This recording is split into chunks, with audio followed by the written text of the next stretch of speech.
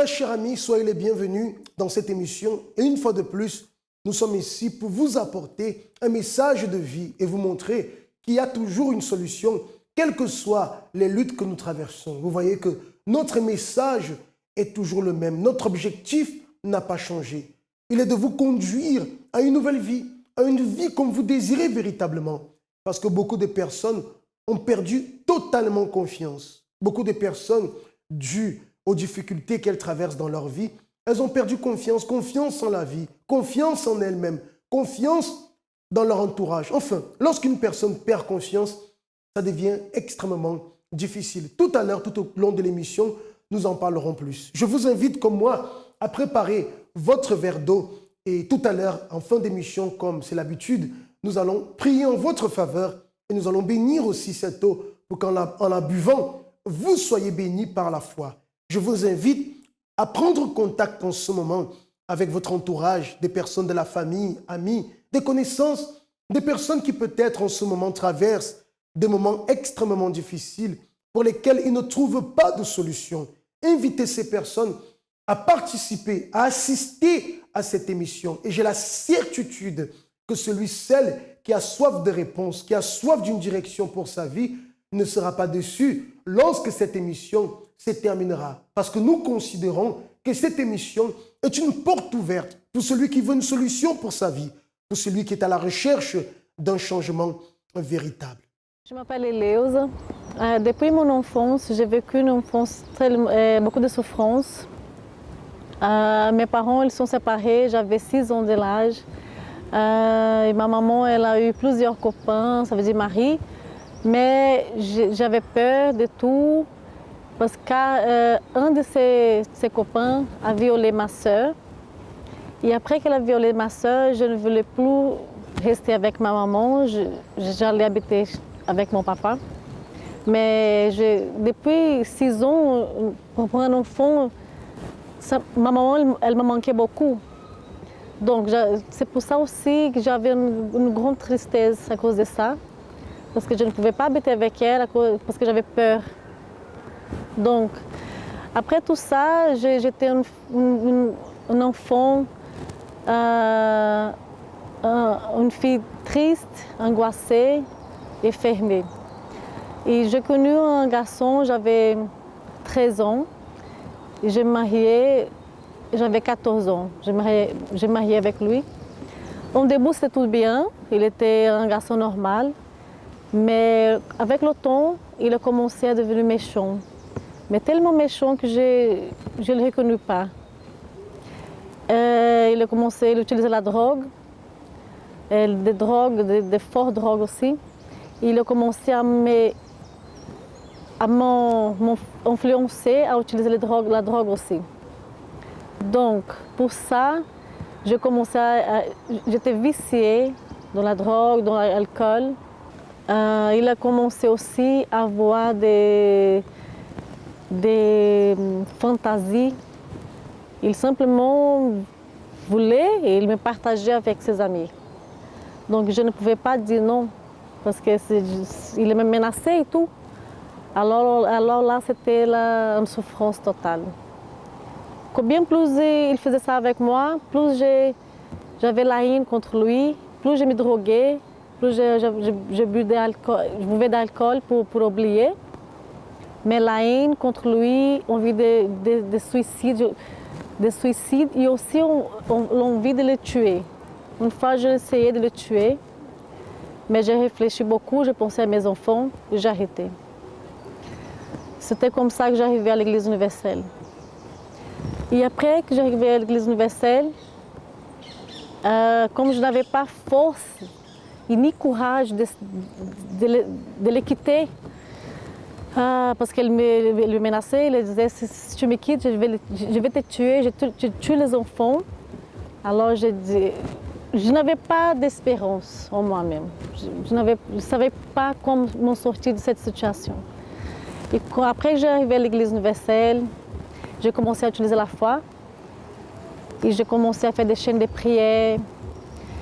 Avec la foi, même avec lui, j'étais avec lui dans ces moments. Mais arrivé un jour que j'ai dit, je vais le quitter. Et Dieu, il me donnait la force, le courage. Je l'ai quitté, je l'ai laissé. Même en train de il me menacer, je vais te tuer, mais avec la foi, Dieu, j'avais la certitude en moi que Dieu allait me protéger. Et après ça, mon fils, il avait une maladie incurable. Il était complètement guéri. Et aussi, ma fille, aujourd'hui, elle a 18 ans, mais à l'âge de 11 ans, elle a commencé à se droguer, elle a commencé à boire de l'alcool aussi. C'était une malédiction. Et je n'arrivais pas, je faisais de tout qu'elle arrête, elle fuguait de la maison. Elle fuguait de la maison pendant 5 mois. Et je ne savais pas comment j'allais faire pour qu'elle arrête avec cette vie de souffrance. Et un jour, j'ai participé dans une campagne d'Israël. J'ai donné tout ce que j'avais, tout avec la certitude de la foi. J'avais une voiture, j'ai sacrifié, même si j'avais besoin de la voiture pour le travail, mais j'ai pris une décision, je vais sacrifier et je sais que Dieu il va m'honorer. Après que j'ai sacrifié, le changement il est arrivé dans la vie de ma fille. Et aujourd'hui, elle est transformée, elle est une femme de Dieu, elle a le Saint-Esprit, elle est heureuse et elle a plaisir de servir à Dieu. Vous voyez que Eleusa, Madame Eleusa, malgré la situation qu'elle a vécue, cette situation de violence conjugale dont elle était victime, au point que son mari même, et ça c'est vraiment exagéré, puisse la forcer à avoir des rapports avec ses amis. Imaginez-vous à quel niveau est arrivée sa confiance. À quel niveau, quand je parle à quel niveau, c'est dans le sens négatif.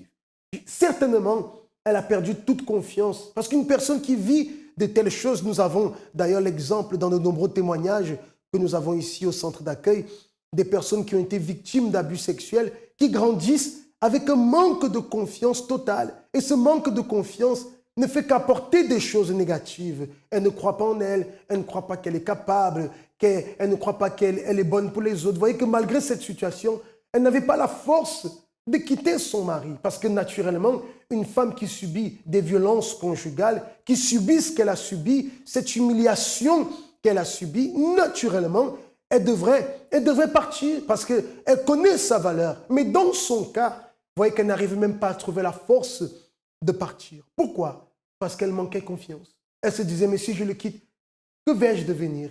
Si je l'abandonne, où vais-je aller? Vous voyez, la confiance en soi est importante. Pourquoi? Parce que c'est notre estime. Si nous perdons confiance en nous, c'est comme si nous-mêmes nous reconnaissions que nous n'avons plus de valeur. Mais celui qui a confiance en lui-même reconnaît sa valeur. Et ça, c'est extrêmement important pour que nous puissions alors lutter et obtenir un véritable changement dans notre vie.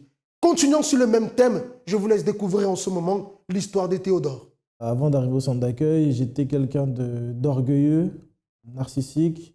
J'étais un peu hautain, mais tout ça, en fait, c'était une espèce de carapace pour cacher le manque de confiance que j'avais à l'intérieur de moi. Mais ce manque de confiance, en fait, il n'y a que moi qui l'avais, qui le voyais. Et les gens à l'extérieur, même à la maison, ne le savaient pas parce que justement, je faisais tout pour le camoufler à travers ce que je faisais dehors. En fait, ce côté orgueilleux, ça se passait comment? C'était vraiment plus à l'extérieur, c'était à l'école, au quotidien, au foot. C'est que je montrais ce côté orgueilleux à travers les filles, en fait. Pour moi, en fait, pour cacher le manque de confiance que j'avais, je devais montrer aux gens que j'étais capable d'avoir n'importe quelle fille, qu'elle soit plus âgée, que ce soit la sœur d'un ami, que ce soit une amie à moi. Je montrais en fait cet orgueil à travers ça. Pour moi, je me sentais supérieur aux autres quand je pouvais avoir n'importe quelle fille, on peut dire. Plus ou moins, il y a 2 personnes avec qui j'étais, avec qui vraiment j'ai joué, je me suis amusé, qui ont tenté de se suicider. Ça veut dire que ça m'a touché sur le coup, mais comme j'avais cet orgueil-là, je passais outre en fait. Je disais que c'était pas de ma faute, que c'est ces filles-là qui avaient un problème, mais certes elles avaient un problème, mais c'est moi qui étais le déclencheur de ces choses-là parce que je jouais avec elles. Il y avait aussi une autre personne avec qui j'ai joué, que je me suis amusé, qui était une personne normale et qui a viré du côté de sa religion totalement à l'opposé juste après moi. Du coup, je me suis vraiment rendu compte que j'ai un peu détruit des vies du coup. Pourquoi j'étais narcissique? Parce qu'en fait, dans ma jeunesse, comme je disais, j'avais pas confiance en moi parce que j'étais en surpoids, j'avais des appareils dentaires. Ça veut dire que pendant longtemps, j'étais soit le bon ami, soit j'étais pas comme les garçons avec qui j'étais, donc on se moquait de moi.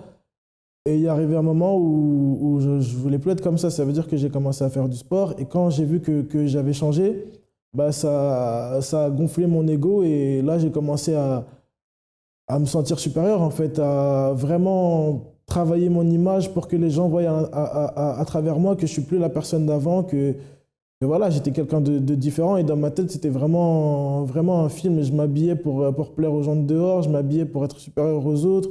Je m'habillais en fait pour montrer que voilà, en fait, je suis beau, je suis pas comme vous, en fait. C'était vraiment ça. En fait, à l'intérieur de moi, j'étais stressé dans le sens où à la maison, ça n'allait pas du tout. Ça veut dire qu'il pouvait se passer quelque chose entre mes parents, etc. Et j'allais être frustré, stressé, je ne comprenais pas pourquoi ça se passait. Ça veut dire qu'à la maison, j'allais m'enfermer dans ma chambre à me poser des milliards de questions. Pourquoi c'est comme ça? Pourquoi ça arrive? À chaque fois qu'il allait arriver une situation ou quelque chose, je le prenais pour moi, en fait. Et ça veut dire que maintenant, cette frustration, je l'évacuais dehors en prenant toutes ces mauvaises attitudes-là. Et c'est comme ça qu'en fait, j'ai essayé, on peut dire, d'oublier ou de sortir de ces problèmes-là, en fait. C'est ça. Et tout le manque de confiance que j'avais par rapport à ma jeunesse, par rapport à mon enfance aussi, j'essayais de... À la maison, je ne le montrais pas trop à mes parents, en fait. J'étais, on va dire, normal. Mais c'était plus quand j'étais dans ma chambre et que j'étais tout seul et que je commençais à réfléchir et que... En fait, je me comparais souvent aux autres. Quand je voyais mes amis qui, eux, avançaient, qui...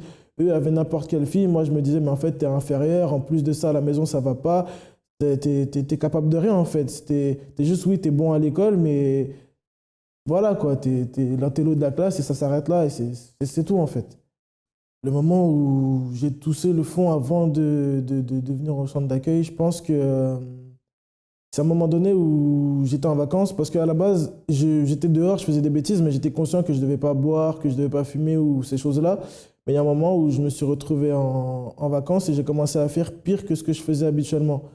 C'est-à-dire qu'avant, je faisais n'importe quoi avec les filles, mais c'était, au moins je sors avec elles. Là, c'était vraiment une fille tous les jours. Et je me rappelle, il y avait des périodes où je faisais des listes de filles que j'avais pu avoir en une période donnée. Je me mettais à boire comme je sais pas quoi. Je me suis retrouvé sur l'avenue des Champs-Élysées en pleine nuit, à moitié bourré, enfin bourré totalement avec une bouteille d'alcool à la main. Et c'est là, plus tard, quand j'ai commencé à réfléchir à ça, que je me suis dit, vraiment, j'étais vraiment loin, quoi. On écoute souvent des personnes dire « j'ai pas confiance en moi ». Et malheureusement, elles ne se rendent pas compte de la portée de ce manque de confiance. Parfois, elles pensent que « ah, j'ai pas confiance en moi, c'est rien, c'est une petite chose ». C'est une petite chose qui cause de graves dégâts. Le manque de confiance, parfois, pousse la personne à prendre des attitudes qui finissent par plonger sa vie dans bien de souffrances. Vous voyez, Théodore qui manquait de confiance en lui, parce que très jeune, à cause de sa corpulence, peut-être, beaucoup se sont moqués de lui. Il a essayé de montrer, de combler cela en essayant d'avoir plusieurs filles pour montrer qu'il était capable, pour montrer qu'il était quelqu'un. Mais en réalité, cela était le fruit du manque de confiance. Il n'était pas heureux en lui-même. Vous voyez qu'il était vide, totalement vide, et essayait de donner une apparence aux autres, essayait de prendre soin de son corps, mais d'une façon exagérée. Et c'est ce qui arrive lorsque la personne n'a pas confiance en elle. Vous voyez la personne qui exagère dans sa façon de se présenter. Tout cela révèle un manque de confiance. Vous voyez comment cela peut pousser la personne à l'extrême. Il est très important que la personne puisse vaincre cela. Très cher ami, depuis le début de cette émission, nous sommes en train de parler à ce sujet.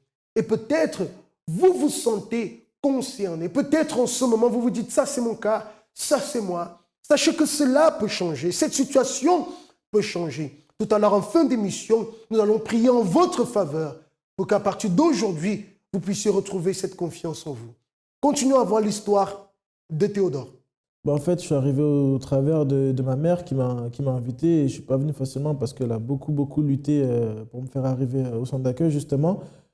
Et disons que je suis arrivé avec une certaine malice, si on peut dire ça comme ça. Au début, je suis venu pour faire plaisir à ma mère et ensuite, j'ai cherché un intérêt. Je suis venu parce que je passais le bac, justement, et parce que je faisais du foot. Et je suis venu avec cet intérêt-là, je faisais mes réunions de 8 heures et après, je voulais rien savoir du reste. Je rentrais chez moi et je faisais ce que j'avais à faire, en fait. Et pendant un certain temps, même un long moment, je suis venu comme ça, jusqu'à j'ai commencé à participer aux réunions des jeunes, où je suis venu, on va dire, parce qu'on m'avait forcé un peu, et je venais, j'écoutais, mais je repartais sans plus. Et à un moment donné où je me suis dit, bon, je suis là, il faut quand même que les choses avancent. Donc j'ai commencé un peu à m'investir petit à petit, sans forcément comprendre pourquoi je faisais ça. Et je ne suivais pas vraiment tous les conseils, parce que quand on vient et qu'on veut vraiment changer de vie, on doit laisser ce qu'on faisait derrière. Et je n'avais pas véritablement abandonné ça. Du coup, il y a eu un moment donné où je commençais à m'investir, mais j'étais encore avec mes amis de dehors. Ça veut dire qu'on m'a proposé de partir en vacances. Et moi, pour moi, je voyais aucun mal. Je me suis dit, je suis à l'église, je peux partir en vacances et il ne va rien se passer, je vais revenir normal. Et en fait, quand je suis parti, je suis devenu pire que ce que j'étais avant. Et disons qu'après ça, j'ai pas assumé, j'ai cherché des raisons pour plus venir à l'église. Je disais que je devais réviser pour mes partiels, réviser pour tout ce que j'avais à faire, que je reviendrais ultérieurement, mais que là, je devrais vraiment me concentrer sur moi, sur ma vie scolaire, ma vie professionnelle. Et du coup, j'ai quitté. Et comment je suis revenu? Je suis revenu parce que là, d'une certaine façon aussi, j'avais touché le fond parce que je suis tombé malade. Et j'étais à l'hôpital pendant un moment, on va dire un moment un peu symbolique, c'était les fêtes. Ça veut dire que je me suis retrouvé à l'hôpital pendant la période de Noël, etc. Et là, je ne comprenais pas pourquoi tout ça, ça m'était arrivé. Je comprenais rien du tout. Et en fait, j'ai eu une visite des ouvriers de l'église qui sont venus me voir à l'hôpital, justement, qui m'ont parlé, qui ont prié pour moi. Et c'est pas que c'est ça qui m'a fait revenir, mais en fait, tout ça, en fait, ça m'a touché parce qu'il y avait mon frère, il y avait ma mère qui venaient me voir tous les jours. Et je me suis dit, en fait, là, limite, j'ai tout perdu parce que je croyais tout avoir dans le monde, je croyais avoir des filles, je réussissais à l'école. Mais justement, ça, c'est un fait important parce qu'ils disaient ne pas pouvoir venir à cause des résultats de l'école. Et cette période-là, je passais mes partiels et j'avais travaillé, mais je connaissais tout par cœur. Et la période des partiels, c'est là que je suis tombé malade. Ça veut dire que tout ce que j'avais révisé, tout ce que j'avais fait, c'est comme si j'avais rien fait et j'ai fini à l'hôpital, en fait. Mais à partir de ce moment-là, quand j'ai vu que j'avais perdu en fait mon temps dehors, là, en fait, on m'avait parlé clairement et là, je me suis dit que j'avais plus le choix parce que je connaissais maintenant les deux parties, j'avais vu ce que le monde avait à m'offrir et j'avais vu ce que Dieu avait à m'offrir en fait. Du coup, le choix, bon, c'est vite fait, oui, le choix a été fait automatiquement. Je savais que je devais revenir parce que Dieu avait quelque chose pour moi, parce que sinon, ça ne serait pas arrivé en fait. Parce que ça, c'est arrivé parce qu'en fait, je devais revenir. Je finissais l'école à 14h, enfin midi 14h, et directement après, je venais faire la réunion. C'est-à-dire que je mettais vraiment ça en priorité. C'était obligatoire que tous les vendredis, je vienne faire la réunion, quitte à ce que je n'ai pas mangé ou que je n'ai pas fait mes devoirs. Mais c'était la priorité, c'était l'objectif. Après ça, j'ai commencé à faire les réunions du mercredi, à venir au groupe jeune, faire les réunions de quotidiennes en fait. Et j'ai fait la campagne d'Israël dans l'objectif de véritablement changer la personne que j'étais, parce que dans le passé, j'étais orgueilleux, j'étais narcissique et j'avais aussi pas confiance en moi. Et c'est vraiment ça que j'ai demandé pour cette campagne, à être véritablement transformé, à être une autre personne. Pas changer, mais transformé, parce que quand on est changé, il y a encore des choses qui restent, mais là, vraiment, je voulais être une personne totalement différente. Après ça, j'ai aussi fait le jeûne de Daniel. On peut dire deux qui m'ont marqué. Il y a le dernier là qui vient de se passer et celui d'avant. Et c'est vraiment le dernier où il y a eu un énorme aboutissement, je peux dire. En fait, quand j'ai fait la campagne d'Israël, en réalité, moi, je pensais que j'allais voir le résultat sur le coup directement comme ça. Ça veut dire qu'après la campagne, j'étais un peu déçu parce que je n'ai pas vu ce changement immédiat. Mais c'est en méditant, en fait, en réfléchissant et en voyant certaines situations qui me sont arrivées, que là, je me suis dit, en fait, la campagne d'Israël a porté du fruit parce que j'ai vu que j'ai reçu certaines propositions du monde, des travails, des propositions de filles ou certaines situations comme ça, où directement j'ai dit non, ou par rapport à des attitudes que moi-même je pouvais prendre avant, au niveau de l'orgueil, etc. J'ai vu que c'était totalement différent, que je réagissais plus de la même façon. Et là, c'est comme ça que j'ai vu que la campagne avait véritablement avait transformé ma vie, en fait. Mais ce n'était pas d'un coup comme ça, c'était vraiment au fur et à mesure, petit à petit, comme si on me taillait, en fait, on me formait pour arriver à ce que je suis devenu aujourd'hui. Qu'est-ce qui vous conduit à avoir ce manque de confiance? Est-ce une déception sentimentale que vous avez eue, vous qui êtes femme, vous qui êtes homme, et peut-être cela a fait en sorte que vous puissiez vous-même baisser dans votre estime? Est-ce une situation professionnelle, financière qui perdure et finalement vous vous voyez comme incapable, bon à rien, bon à rien? Est-ce une situation familiale, vous qui êtes parents peut-être, qui rencontrez des difficultés avec vos enfants et peut-être cela vous fait vous voir comme un parent incapable? Cela peut-être ces situations ou d'autres situations qui peut-être retirent de vous la confiance que vous avez, retirent de vous l'assurance que vous aviez, que vous êtes une personne capable. Et peut-être face à ces situations aujourd'hui, vous avez baissé les bras parce que vous avez perdu totalement la confiance en vous. Très cher ami, vous allez retrouver cette confiance parce qu'elle est indispensable pour que vous puissiez faire face à cette situation. Je sais qu'au plus profond de vous, vous n'acceptez plus de vivre avec ce problème, qu'au plus profond de vous, vous voulez vous en sortir de cette situation. Et vous cherchez comment mettre de côté, comment vous débarrasser dans le bon sens de ce problème, comment vous débarrasser de cette souffrance. Mais au plus profond de vous, vous vous sentez petit, vous vous sentez affaibli et peut-être vous n'osez pas prendre l'attitude qu'il faut pour pouvoir changer cette situation. Mais regardez-moi, aujourd'hui, cela va changer. Si vous nous avez rejoints en début d'émission, je vous invite à préparer votre verre d'eau parce que tout à l'heure, nous allons prier en votre faveur pour que vous puissiez retrouver cette confiance très importante. Voyons ce qui est arrivé alors dans la vie de Théodore une fois qu'il a mis en pratique sa foi ici au centre d'accueil. Le jeûne de Daniel, en fait, la première fois que j'ai cherché à faire le jeûne de Daniel, disons, c'est pas que j'ai cherché à suivre la foule, mais j'étais un peu dans ce mouvement de foi où il y avait tout le monde parce qu'on avait fait vraiment quelque chose de spécial avec les jeunes. Et j'ai vraiment cherché à casser en fait tout ce que j'avais à l'intérieur. Ça veut dire que comme j'étais quelqu'un d'orgueilleux, pour moi c'était dur d'aller m'excuser auprès de certaines personnes, surtout que moi quand j'ai raison, pour moi j'ai raison. Et là, même si j'avais raison et que j'avais un conflit avec une personne, je suis allé voir ces personnes, je suis allé m'excuser. Les personnes qui ont essayé de se suicider à cause de moi à l'époque, je les ai recontactés même si c'était difficile, je me suis excusé. Même si sur le coup, ces personnes-là m'ont envoyé balader ou tout ce qu'on veut, mais j'ai fait cet effort-là de véritablement casser ce que j'avais à l'intérieur de moi, casser véritablement tous les défauts que j'avais. Je sais que je ne serai jamais parfait, mais j'ai reconnu en fait les erreurs que j'avais.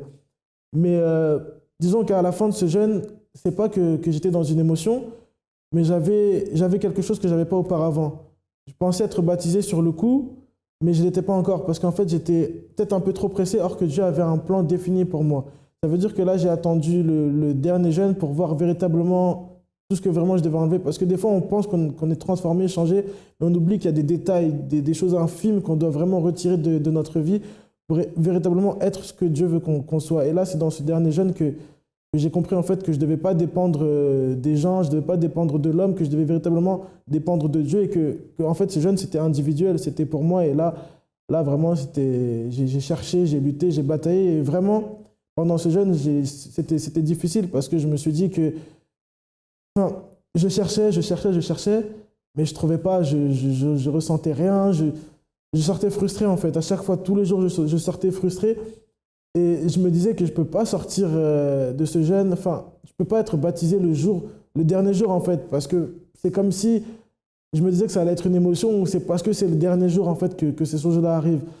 Mais je devais en fait m'efforcer de chercher, persévérer dans ce jeûne. En fait, j'ai vraiment appris que quand on veut quelque chose, il faut creuser, il faut persévérer pour le chercher. Ce n'est pas quelque chose qu'on obtient automatiquement.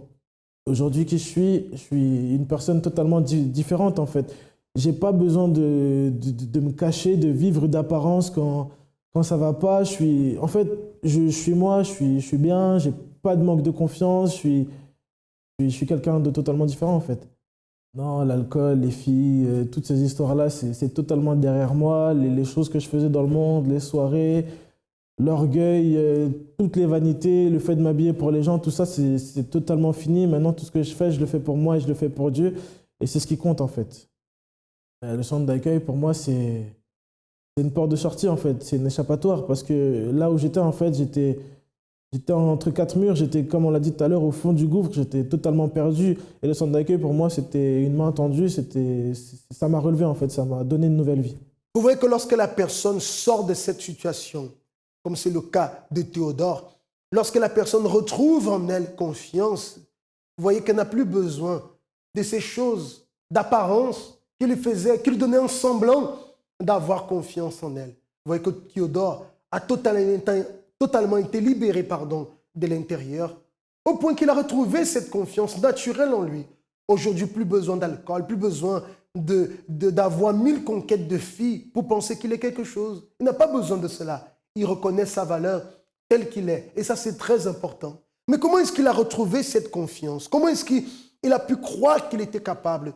Vous savez, lorsqu'une personne aujourd'hui, et ça c'est l'invitation, lorsqu'une personne cherche l'aide de Dieu, lorsqu'une personne s'approche de Dieu, lorsque nous vous invitons au centre d'accueil universel, nous ne vous invitons pas à devenir membre d'une église. Et ce n'est pas cela. Nous vous invitons à venir prendre connaissance de la parole qui va apporter la transformation dans votre vie. Peut-être aujourd'hui, vous avez perdu confiance à cause des paroles négatives que des personnes ont prononcées sur vous.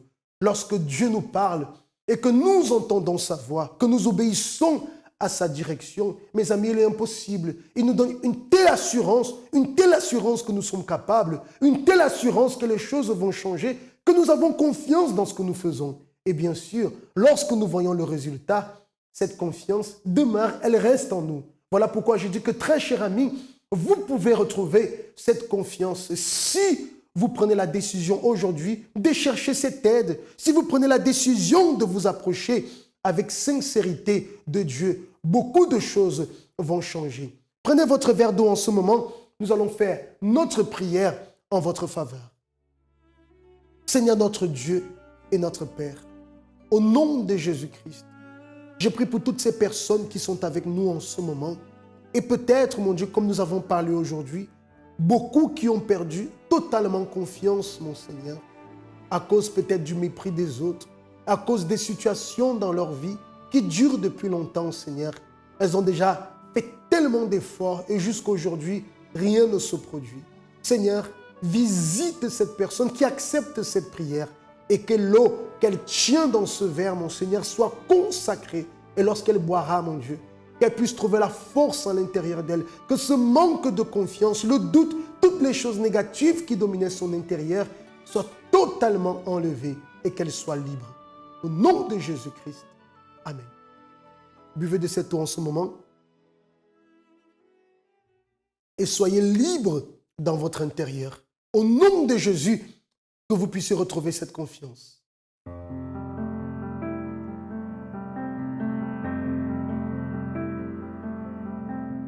Je crois sincèrement dans la bénédiction de cette prière.